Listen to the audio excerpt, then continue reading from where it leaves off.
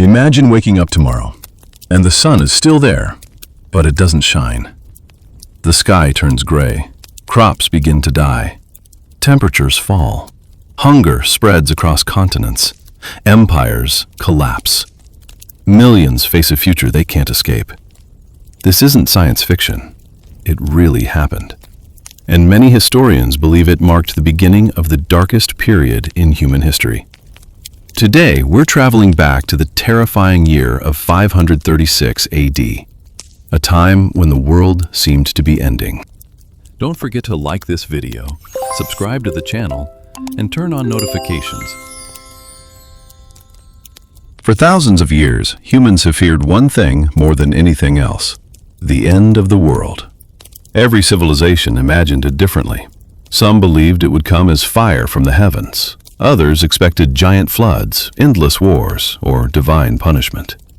But history hides a far more terrifying reality.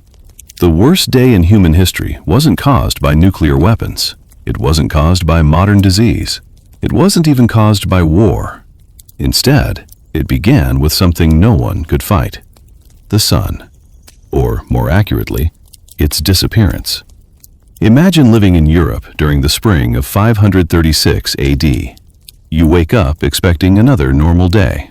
Instead, the sunlight looks strange. It's dim, weak. The sky has a gray, dusty color, unlike anything you've ever seen. Days pass, nothing changes. Weeks pass, still no bright sunlight. People begin asking impossible questions. Has God abandoned us? Is this the end? Has the sun died? No one knows, because no one has ever experienced anything like it before. Ancient writers described this mysterious event with chilling detail. One historian wrote that the sun gave off its light without brightness, like the moon. Another described a year when daylight looked permanently covered by smoke. Imagine trying to grow food without proper sunlight. Imagine watching your fields every day, waiting, hoping, only to see your crops slowly die. For farmers, this wasn't just strange weather. It was a death sentence. At first, people thought the darkness would disappear. It didn't. Instead, temperatures began falling. Summer felt like winter. Snow reportedly appeared during months that should have been warm. Harvests failed across enormous regions. Grain became scarce. Food prices exploded. Families started eating whatever they could find: wild roots, tree bark, even animals normally ignored. Hunger spread silently from village to village. Today we know something those people never could. Scientists believe a massive volcanic eruption, possibly more than one, sent enormous amounts of ash and sulfur high into Earth's atmosphere. These tiny particles reflected sunlight back into space. The result? The entire planet cooled. Modern scientists call this a volcanic winter. But to the people living through it, it felt like the apocalypse. Imagine being a child during this time. Every morning your parents promise things will get better. Every evening they return with less food than the day before. Neighbors disappear. Markets empty. Children stop laughing. Entire communities begin praying for miracles, because when nature turns against humanity, there is nowhere to run. The darkness wasn't limited to one kingdom. It stretched across continents. Evidence found in tree rings shows trees almost stopped growing during these years. Ice cores taken from Greenland and Antarctica preserve microscopic volcanic particles dating back to this exact period. Even today, nature still remembers what happened. Long after every witness disappeared, the Earth kept the evidence frozen beneath miles of ice. The Roman Empire was already struggling. Political instability, economic decline, constant conflict. Then came the darkness. Without successful harvests, taxes collapsed, trade slowed, cities became weaker. Entire regions found themselves unable to support growing populations. An environmental disaster had suddenly become a political disaster. But Europe wasn't suffering alone. Across Asia, the weather became unpredictable. Some regions experienced drought, Others experienced flooding. Agricultural systems that had supported millions suddenly became unreliable.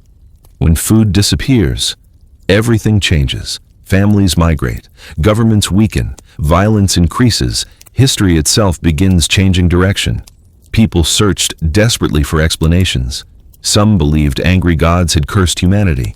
Others blamed kings. Others thought demons filled the sky. Remember, this was over 1,500 years ago. There were no satellites, no climate science, no weather forecasts, only fear and imagination. The psychological impact may have been just as devastating as the physical one. Imagine living under a sky that never looked normal, month after month. Every sunrise reminding you that something was terribly wrong. Humans naturally depend on routine. When the seasons stop behaving normally, hope begins disappearing too. Then, as if famine wasn't enough, something even worse arrived. A disease that would become one of history's deadliest pandemics, known today as the Plague of Justinian. Only a few years after the mysterious darkness, it began spreading across the Byzantine Empire. Cities weakened by hunger had little ability to fight disease. Malnourished populations became easy targets. The plague spread rapidly through crowded streets, ports, and trade routes. Millions would eventually die. Some historians believe the climate disaster of 536 helped create conditions that made this catastrophe even worse. Think about the chain reaction. One volcanic eruption, less sunlight, lower temperatures, crop failures, famine, economic collapse, political instability, disease, death. One event, changing the lives of millions who had never even seen the volcano responsible. That's the terrifying reality of living on a connected planet. Even 1,500 years ago, one disaster could reshape civilizations. Today, scientists continue investigating exactly which volcano caused this global catastrophe. Some evidence points toward Iceland. Other research suggests North America. Some experts even believe multiple eruptions occurred within a short period. The mystery isn't completely solved, but one thing is clear. The year 536 changed history forever. And for the people living through it, it must have felt like the world itself had turned against humanity. When people finally believed the worst had passed, nature struck again. The skies had begun to clear in some regions, but the earth had not recovered. Crops were still weak, food was still scarce, and entire communities were struggling to survive. Then, around 540 AD, another massive volcanic eruption is believed to have blasted ash high into the atmosphere. For people already living through years of hunger, this was devastating. The little hope they had was suddenly taken away. Temperatures dropped once more. Harvests failed again. The nightmare that had begun in 536 refused to end. Imagine surviving years of famine, only to realize the next harvest would fail too. Parents watched their children grow weaker every day. Villages that had once been full of life became quiet. Some families abandoned their homes, hoping another land might offer food. Many never reached their destination. History rarely records the names of ordinary people, but behind every statistic was a real family, a real child, a real life. And then came another invisible enemy. In 541 AD, ships arriving in the Byzantine Empire carried more than trade. They carried disease. The Plague of Justinian spread with terrifying speed. What started in one region soon reached city after city. Victims developed fever, weakness, swollen lymph nodes, and often died within days. People had no understanding of bacteria or infection. To them, death seemed random. Healthy neighbors became sick overnight. Entire households disappeared within a week.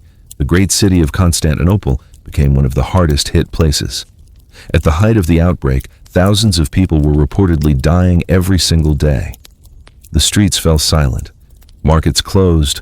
Homes were abandoned. There weren't enough workers to bury the dead. The emperor himself, Justinian, became infected but survived. Many others were not so fortunate. Think about what people were experiencing. For nearly a decade, the sun had disappeared. Food had vanished. The climate had changed. And now a deadly plague was sweeping across continents. If you'd been alive then, wouldn't it have felt like the end of the world? Modern scientists have spent decades trying to understand exactly what happened. Tree rings reveal that trees barely grew during these years. Ice cores drilled from Greenland contain tiny volcanic particles trapped for over 1,400 years. Those frozen layers act like Earth's memory. Each layer tells part of the story. Together, they reveal a planet shaken by extraordinary natural events. One of the most fascinating discoveries came from archaeology. Researchers found evidence that entire communities suddenly declined. Trade networks shrank. Construction slowed dramatically. Even the production of silver coins dropped in many regions. These weren't isolated problems. They were signs of a civilization under enormous stress. It's important to remember something. No single event destroyed civilization. Humanity survived. People adapted. Farmers experimented with different crops. Communities shared resources. Kingdoms rebuilt. Even during history's darkest moments, people refused to give up. That may be the greatest lesson of all. Some historians have even called the years after 536 the beginning of the Dark Ages for parts of Europe. While historians still debate that description, there's little disagreement about one thing. The mid-6th century was one of the most difficult periods humans have ever experienced. Climate disaster, famine, economic collapse, political instability, pandemic, one after another. Could something similar happen today? The answer is yes, but not in exactly the same way. Large volcanic eruptions still occur. Scientists closely monitor volcanoes around the world because a truly massive eruption could temporarily cool Earth's climate. Fortunately, modern technology gives us advantages our ancestors never had. We have satellites watching Earth's atmosphere, global communication, weather forecasting, modern medicine, international food trade. None of these guarantees safety, but they dramatically improve our chances of responding to global disasters. Still, our modern world has its own vulnerabilities. Most food travels thousands of miles before reaching supermarkets. Global supply chains connect every continent. A disruption in one region can affect millions elsewhere. The events of 536 remind us that nature doesn't recognize borders. A volcano erupts in one part of the world, and people thousands of miles away may suffer the consequences. Perhaps that's why this story still matters today. It isn't just ancient history, it's a reminder of how connected humanity truly is. One natural disaster, one unexpected change, can alter the course of civilizations. Yet history also tells another story. Humans endure, again and again, against impossible odds. Imagine standing beneath that strange gray sky in 536 AD. You don't know why the sun is dimmed. You don't know when the crops will return. You don't know that future generations will study your suffering through tree rings and ice cores. All you know is that tomorrow is uncertain, and somehow you keep going. The people who lived through those terrifying years never knew they were surviving one of history's greatest disasters. They simply woke up every morning and tried to stay alive. Because that's what humans do. We adapt, we endure, we rebuild. So, was 536 AD truly the scariest day in human history? Maybe no single day deserves that title.